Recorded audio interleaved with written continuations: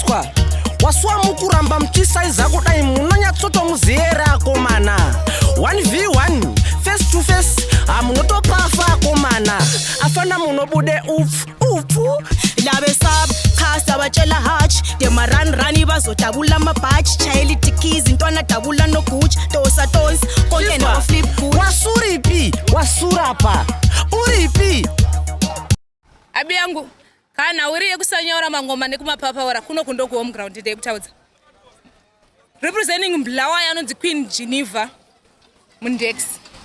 neni mukore ndiri pakati pawo na Wasu akamirira Manicaland. Imagine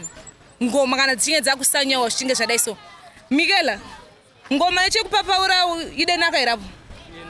kana idenaka pakanakisa beyangu mukusanyora ngoma 8 lines muchichinjana tebva tanakidziwa zvedu moye store toys kandomo chani ndibelieve sei sanyaura itinzvi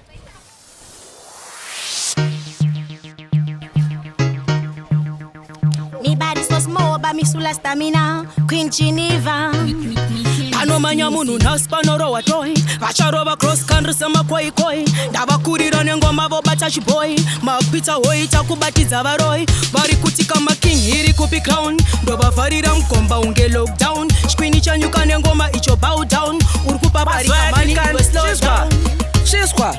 Wasu mukuramba mchisaiza kudai munonyatsoto muzera komana 1v1 face to face amunotopafa komana afana munobude upfu ndati munobude upfu mwese munobude upfu kusara ndiripo muchipasiye upfu ngoma kucharidzwa makaseti nguva dzakanetsa figo kwetela kazeti kunge motokari frum kunge masarati makapera kare imi amuna kadhati kudai wamboshaya chigadi kwa foseti kana dhirire matemba kumaketi neni tekiteki uri tageti ore rino unobhadhara kutogeti saka ndati iwe kasi wakaiswa majambasi iwe kana wakude kugara paras iwe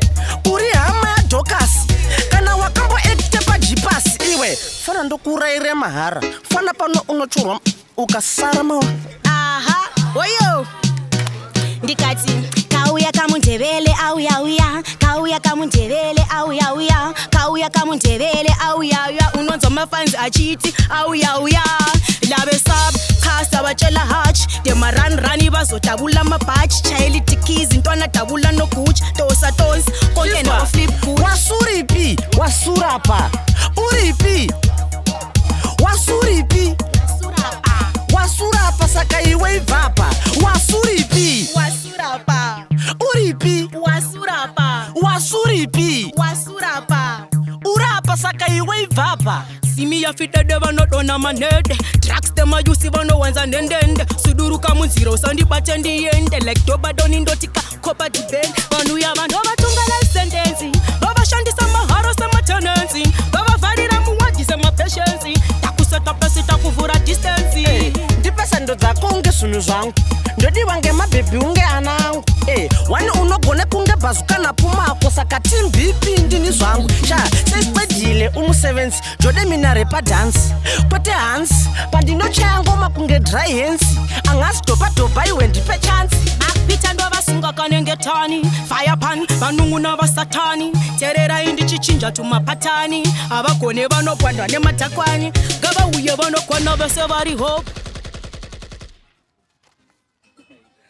Allow to clear Rochelle Platinum FM. Follow us on the Facebook page on the Platinum FM X and Instagram Platinum FM ZW, and subscribe to our YouTube channel on the Platinum FM Digital. Queen Geneva representing Mblawayo. Aripana pa mangoma tisanyaura zvedu. And that chita and also Wasu KDK representing Manicaland Mutare and then it's chingoro comment section. Ungopi unono Njonda Street Studio Session. Iri kunaka neche papi.